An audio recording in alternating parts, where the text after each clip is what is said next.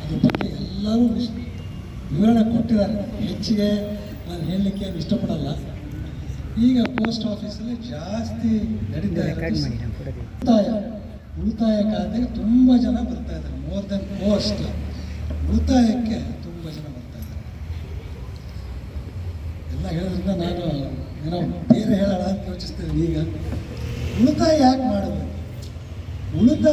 ಮಾಡಬೇಕು ಅನ್ನೋದನ್ನು ನಾವು ಎಲ್ಲರೂ ಯೋಚಿಸಬೇಕಾಗಿದೆ. ಉಳಿತಾಯ ನಾವು ಬೇಕಾದ್ರೆ ಎರಡು ಥರ ಕ್ಲಾಸಿಫೈ ಮಾಡ್ಬೋದು. ಒಂದು short term, for long term ಅಂತ. ಶಾರ್ಟ್ ಟರ್ಮ್ ಅಂದರೆ ಮೇ ಬಿ ಇನ್ನೊಂದು ವರ್ಷ, 2 ವರ್ಷ, 3 ವರ್ಷ, 5 ವರ್ಷದಲ್ಲಿ ನಾವೇನು ಸಾಧನೆ ಮಾಡಬೇಕು, ಏನು ಕೊಂಡ್ಕೋಬೇಕು ಅನ್ನೋದನ್ನು ನಾವು ಬೇಕಾದ್ರೆ ಶಾರ್ಟ್ ಟರ್ಮ್ ಯೂಸಿಗೆ ಅನ್ಕೊಂಡು. ಲಾಂಗ್ ಟರ್ಮ್ ಅಂದರೆ 1 ವರ್ಷ ಬಿಟ್ಟು ಆ ಹಣ ನಮ್ಗೆ ಏನಕ್ಕೆ ಬೇಕು ಅನ್ನೋವನ್ನ ಲಾಂಗ್ ಟರ್ಮ್ ಪ್ಲ್ಯಾನಿಂಗ್ಗೋಸ್ಕರ ಉಳಿತಾಯ ಮಾಡಬೇಕು ಅಂತ ನಾವು ಯೋಚಿಸ್ತೀವಿ. ಶಾರ್ಟ್ ಟರ್ಮಲ್ಲಿ ಮೇ ಬಿ ಒಂದು ಎಕ್ಸ್ಪೆನ್ಸಿವ್ ಮೊಬೈಲು, ಲ್ಯಾಪ್ಟಾಪು, ಕಾರು, ಗಾಡಿನೋ ಅಥವಾ ಇಂಟರ್ನ್ಯಾಷನಲ್ ಹಾಲಿಡೇಗೆ ನಾವು ಶಾರ್ಟ್ ಟರ್ಮ್ ಸೇವಿಂಗ್ಸ್ನ ಯೂಸ್ ಮಾಡ್ಬೋದು. ಲಾಂಗ್ ಟರ್ಮ್ ಅಂದರೆ ಒಂದು 10-15 ವರ್ಷ ಬಿಟ್ಟು ಒಂದು ಮಕ್ಕಳ ಹೈಯರ್ ಎಜುಕೇಷನ್ಗೋ ಅಥವಾ ಮಕ್ಕಳ ಮದುವೆಗೋ ಅಥವಾ ನಮ್ಮ ರಿಟೈರ್ಮೆಂಟ್ ಪ್ಲ್ಯಾನಿಂಗಿಗೋ ಉಪಯೋಗಿಸ್ಕೊಳ್ಳಲಿಕ್ಕೆ ನಾವು ಪ್ಲ್ಯಾನಿಂಗ್ ಮಾಡ್ಬೋದು. ಇದು ಎರಡಕ್ಕೂ ಅನುಕೂಲವಾಗುವಂಥ ಪ್ರಾಡಕ್ಟ್ಸು ನಮ್ಮ ಪೋಸ್ಟ್ ಆಫೀಸಲ್ಲಿದೆ. ಪೋಸ್ಟ್ ಆಫೀಸಲ್ಲಿ ನಾವು ಯಾಕೆ ಇಡಬೇಕು? ಎಷ್ಟೊಂದು ಸೊಸೈಟಿಗಳಿದೆ, ಎಷ್ಟೊಂದು ಬ್ಯಾಂಕ್ಗಳಿದೆ. ನಾವು ಪೋಸ್ಟ್ ಆಫೀಸ್ಗೆ ಯಾಕೆ ಬರಬೇಕು? ಅದು ನಾವೆಲ್ಲರೂ ಯೋಚಿಸ್ಬೇಕು. ಯಾಕಂದರೆ ಸೆಂಟ್ರಲ್ ಗೌರ್ಮೆಂಟ್ ಬ್ಯಾಂಕಿಂಗ್ ಇರೋದ್ರಿಂದ ಸೇಫ್ಟಿ, ಸೆಕ್ಯೂರ್ಡ್ ಡಿಪಾಸಿಟ್ಸ್ ಇದೆ. ಈಗ 10 ವರ್ಷದಿಂದ ಬ್ಯಾಂಕ್ ರೇಟ್ ಆಫ್ ಇಂಟ್ರೆಸ್ಟ್ ಜಾಸ್ತಿ ಇತ್ತು, ಪೋಸ್ಟ್ ಆಫೀಸ್ ಕಮ್ಮಿ ಇತ್ತು. ಈಗ ಬ್ಯಾಂಕ್ಗಿಂತ ಹೆಚ್ಚಿನ ಇಂಟ್ರೆಸ್ಟ್ ಎಲ್ಲ ಪ್ರಾಡಕ್ಟ್ಸ್ಗೂ ನಾವು ಪೋಸ್ಟ್ ಆಫೀಸಲ್ಲಿ ಸಿಗ್ತಾ ಇರೋದ್ರಿಂದ ನಾವು ಪೋಸ್ಟ್ ಆಫೀಸ್ನ ಯೂಸ್ ಮಾಡ್ಕೋಬೋದು. ಅಷ್ಟೇ ಅಲ್ಲದೆ ಸೇಫ್ಟಿ, ನಾವು ಹಣ ಎಲ್ಲಿ ಅದು ಸೇಫ್ ಇದೆಯಾ ಅನ್ನೋದು ಬಹಳ ಮುಖ್ಯ. ಯಾವುದ್ಯಾವುದೋ ಸಣ್ಣ ಪುಟ್ಟ ಸೊಸೈಟಿನಿಟ್ಟು ಎಷ್ಟೋ ಜನ ಲಕ್ಷಾಂತರ ರೂಪಾಯಿ ಕಳ್ಕೊಂಡಿದ್ದಾರೆ. ಆ ರೀತಿ ಆಗ್ತಾರೆ. ಯಾಕಂದರೆ ನಾವು ಕಷ್ಟಪಟ್ಟು ದುಡಿದಿರೋ ಹಣ, ಎಲ್ಲರದ್ದು ಹಣ ಬೆವರು ಸುರಿಸಿ ನಾವು ದುಡಿದಿರ್ತೀವಿ. ಮೊದಲನೇದು ಸೇಫ್ಟಿ, ಅನಂತರ ಎಷ್ಟು ದುಡಿಯುತ್ತೆ ಅನ್ನೋದು ಸೆಕೆಂಡ್ ಆಗುತ್ತೆ. ಸೇಫ್ಟಿ ಇದ್ದರೆ ನಮ್ಮ ಹಣ ಸೇಫ್ ಆಗಿರುತ್ತೆ, ಅದಕ್ಕೆ ತಕ್ಕಂಗೆ ದುಡಿಮೆ. ಈಗ ಸೇವಿಂಗ್ ಅನ್ನೋದು ನಾವು ರಿಟೈರ್ ಆಗೋ ಟೈಮಲ್ಲೇ ಮಾಡೋ ಅಂಥದ್ದಲ್ಲ. ನಮ್ಮದು ದುಡಿಮೆ ಶುರು ಆದ ತಕ್ಷಣ ನಾವು ಸೇವಿಂಗ್ ಮಾಡಬೇಕು. Short term, long term. Savings ಎಷ್ಟು ಮಾಡಬೇಕು? ನಮ್ಮ ತಿಂಗಳ ಎಷ್ಟು ಸಂಬಳ ಬರುತ್ತೆ ಅದು ಎಷ್ಟು ಸೇವ್ ಮಾಡಬೇಕು, ಅದು ಬಹಳ ಮುಖ್ಯ. ಸೇವಿಂಗ್ಸ್ ನಾವು ಏನು ಅನ್ಕೋತೀವಿ ಅಂದರೆ, ನಾನು ದುಡಿಮೆ ಇವತ್ತೆಲ್ಲ ನಮ್ಮ ಖರ್ಚಾದ್ಮೇಲೆ ಎಷ್ಟು ಉಳಿತು ಅದು ಸೇವಿಂಗ್ ಅನ್ಕೋತೀವಿ. ಸೇವಿಂಗ್ ಅಂದರೆ ಅದಲ್ಲ. ಫಸ್ಟ್ ಸ್ಯಾಲರಿ ಮೈನಸ್ ಸೇವಿಂಗ್ಸ್, ಅದೇನು ಮಿಗುತ್ತೆ ಅದು ನನ್ನ ಖರ್ಚಿಗೆ. ಆ ರೀತಿ ಡಿಸಿಪ್ಲಿನ್ಡ್ ಸೇವಿಂಗ್ ಮಾಡಿದ್ರೆ ಮಾತ್ರ ನಮ್ಮ long term goals, short term goals ಎರಡನ್ನೂ ನಾವು ಯಶಸ್ವಿಯಾಗಿ ನಿಭಾಯಿಸ್ಬೋದು ಅಂತ ಎಲ್ಲರೂ ಹೇಳ್ಯಾರ, ತಜ್ಞರು ಹೇಳ್ಯಾರ. ಇದು ನಮ್ಮದಲ್ಲ, ತಜ್ಞರು ಹೇಳ್ಯಾರ. ಆಮೇಲೆ ಸೇವಿಂಗ್ಸ್ ಅನ್ನೋದು ಯಾಕೆ ನಾವು ಅರ್ಲಿ ಏಜಲ್ಲಿ ಶುರು ಮಾಡಬೇಕು ಅಂದರೆ ಬಹಳ ಮುಖ್ಯ. ಕಾಂಪೌಂಡಿಂಗ್ ಎಫೆಕ್ಟ್ ಅಂತ, there is something called as compounding effect. ಆ ಕಾಂಪೌಂಡಿಂಗ್ ಎಫೆಕ್ಟು ಗ್ರೋತ್ ಯಾವ ರೀತಿ ಇರುತ್ತೆ ಅಂದರೆ, ನಮ್ಮ ಕೈಯಲ್ಲಿ ಇಮ್ಯಾಜಿನೇ ಮಾಡ್ಕೊಳ್ಳಿಕ್ಕೆ ಸಾಧ್ಯ ಇಲ್ಲ. ನಾವು ಇಮ್ಯಾಜಿನ್ ಮಾಡ್ಕೊಳ್ಳಿಕ್ಕೆ ಸಾಧ್ಯ ಆದಷ್ಟು ಗ್ರೋತ್ ಕಾಂಪೌಂಡಿಂಗ್ ಎಫೆಕ್ಟ್ ಅನ್ನೋದು. ಕಾಂಪೌಂಡ್ ಅಂತ ಬಡ್ಡಿಗೆ ಬಡ್ಡಿ, ಚಕ್ರ ಬಡ್ಡಿಯಾಗಿ ಬರುತ್ತಲ್ಲ, ಅದು ಕಾಂಪೌಂಡಿಂಗ್ ಎಫೆಕ್ಟ್. ಒಂದೇ ಒಂದು ಸಿಂಪಲ್ ಎಕ್ಸಾಂಪಲ್ ಹೇಳ್ತೇನೆ.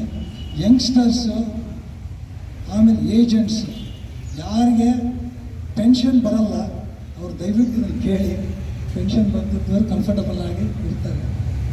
ನಾವು 1 ಕೋಟಿ ರೂಪಾಯಿ ಬೇಕಪ್ಪ, ನನಗೆ ನನ್ನ ರಿಟೈರ್ಮೆಂಟಿಗೆ 1 ಕೋಟಿ ರೂಪಾಯಿ ಬೇಕು ಅಂತ ನಾನು ಯೋಚಿಸಿದ್ರೆ ನಾನು ಎಷ್ಟು ಸೇವ್ ಮಾಡಬೇಕು ಅನ್ನೋದು ಒಂದು ರಫ್ ಕ್ಯಾಲ್ಕುಲೇಷನ್ ಇದೆ.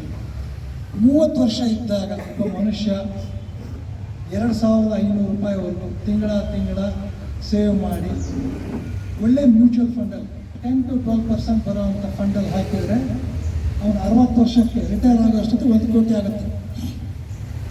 ಎಷ್ಟು? ಕೇವಲ 2,000 ರೂಪಾಯಿ 3,000 ರೂಪಾಯಿ ಹಾಕಿದರೆ 1 ಕೋಟಿ ದುಡಿಬೋದು, 1 ಕೋಟಿ ಆಗುತ್ತೆ. ನಾವು 30 ವರ್ಷ ಇದ್ದಾಗ ನಮ್ಮ ಅಪ್ಪ ಅಮ್ಮ ನಮಗೆಲ್ಲ ತುಂಬ ಸ್ಟ್ರಿಕ್ಟಿಂದ ಬೆಳೆಸಿದ್ರು, ದುಡ್ಡು ಖರ್ಚು ಮಾಡೋಕ್ಕೆ ಕೊಡಲಿಲ್ಲ.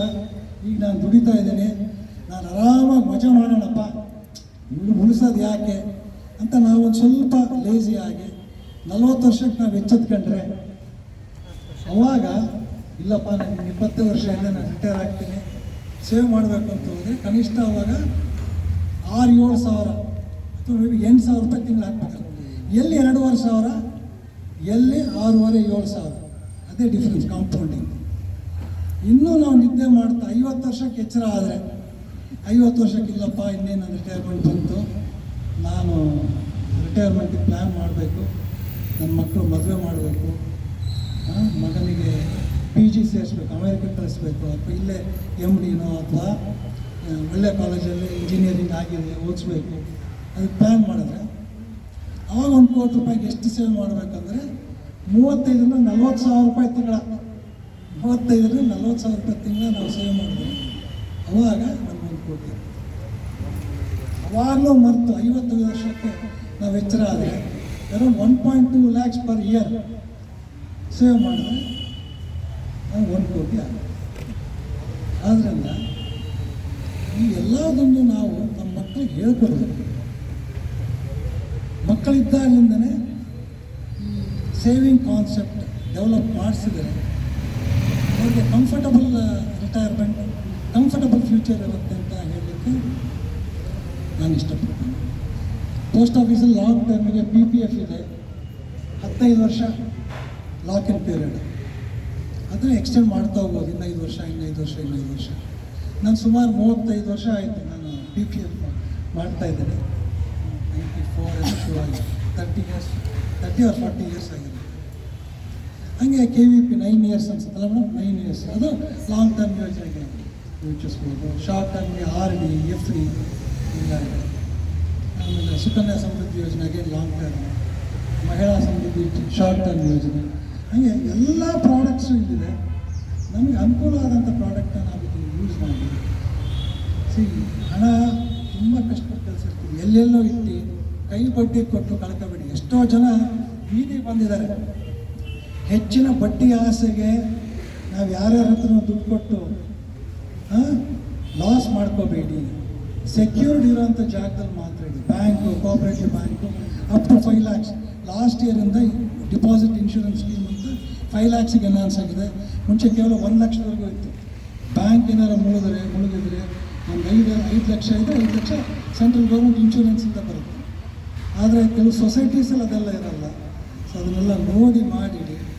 ಪೋಸ್ಟ್ ಆಫೀಸ್ ಸೇಫು, ಆರಾಮಾಗಿ ನೀವು ನಿಶ್ಚಿಂತೆಯಾಗಿ ನಿಮ್ಮ ಹಣನ ತೊಡಗಿಸ್ಕೋಬೋದು ಅಂತ ಹೇಳ್ತೀವಿ.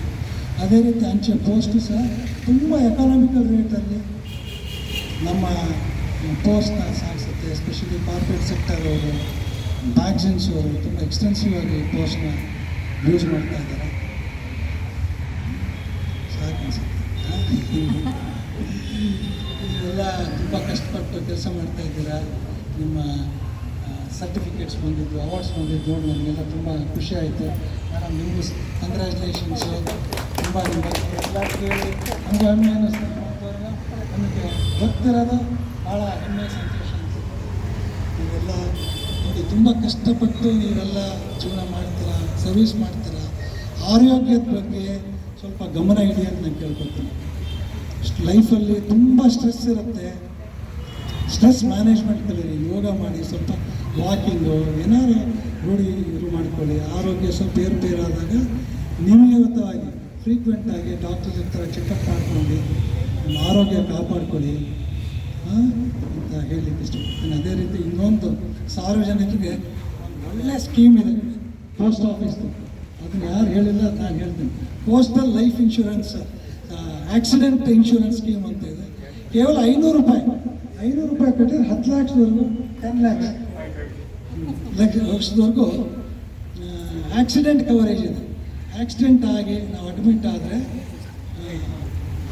5 to 10 lakhsವರೆಗೂ ರಿಯಂಬರ್ಸ್ಮೆಂಟ್ ಆಗುತ್ತೆ. ಒಂದು ಪಕ್ಷ 10 ಲಕ್ಷ ರಿಯಂಬರ್ಸ್ಮೆಂಟ್ ಆಗುತ್ತೆ. ಆಕ್ಸಿಡೆಂಟ್ ಬಿಟ್ಟು ಬೇರೆ ಏನಾರು ಆದರೆ ಅಡ್ಮಿಟ್ ಆದ್ರೂ ಏನೋ ಡೈಲಿ ಅಲೋವೆನ್ಸ್ ಅಂತ ಏನೋ ಕೊಡ್ತಾರೆ. ಬೇರೆ ನಾವು ಹೆಲ್ತ್ ಇನ್ಶೂರೆನ್ಸ್ ಕವರೇಜ್ ಇದ್ರೂ ಸಹ ಈ ಸ್ಕೀಮಲ್ಲಿ 500 rupees per day ಏನೋ ಅಡ್ಮಿಷನ್ ಅಲೋವೆನ್ಸ್ ಕೊಡ್ತಾರೆ. ನಾವು 500 ರೂಪಾಯಿ ಕೊಟ್ಟಿರ್ತೀವಿ, 500ಕ್ಕೆ ರಿಟರ್ನ್ ತುಂಬ ಇದೆ. ಅದನ್ನು ಎಲ್ಲರೂ ಮಾಡಿಸ್ಕೋಬೋದು ಅಂತ ಹೇಳ್ತಾ ಇಷ್ಟೊತ್ತು ಕೇಳಿದ್ದಕ್ಕೆ ಧನ್ಯವಾದ ಹೇಳ್ತೀನಿ. ಅಡ್ವಾನ್ಸ್ ಇಂಡಿಪೆಂಡೆನ್ಸ್ ಡೇ ವಿಶಸ್ ಎಲ್ಲರಿಗೂ ಸ್ವಾತಂತ್ರ್ಯೋತ್ಸವ ವಿಶಸ್ ಅಂತ ಧನ್ಯವಾದ.